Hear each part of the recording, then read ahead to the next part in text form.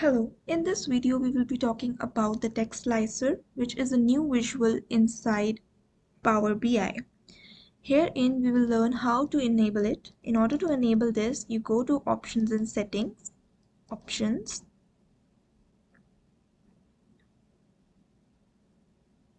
Herein go to the Preview Features and select Text Slicer Visual. Click OK and it will say you to reload. And after reload or restarting the Power BI, you will get these visual here. Now, what is text slicer?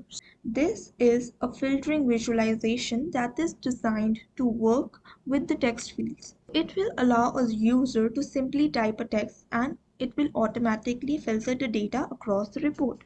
So let's see how it goes.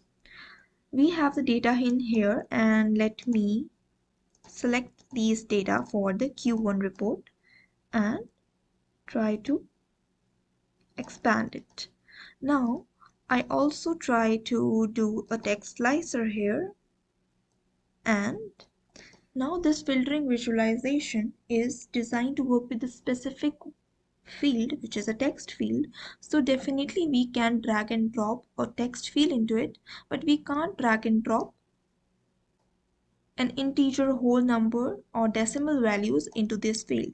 We can only drag and drop a text-based field in here, and when we will filter it out, let's say we want only December data, we will get the December data filtered out in the report.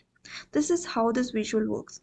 So now you know what are the limitations of this. Obviously it's a text slicer. You can drag and drop a text field into it, and if you want any other filter, let's say year filter, you can add into the drill through fields, and you can say use as a category, and you can select, let's say 2021 data you want to see, so you can filter that out, or else you can use these filters here in order to filter your data more precisely.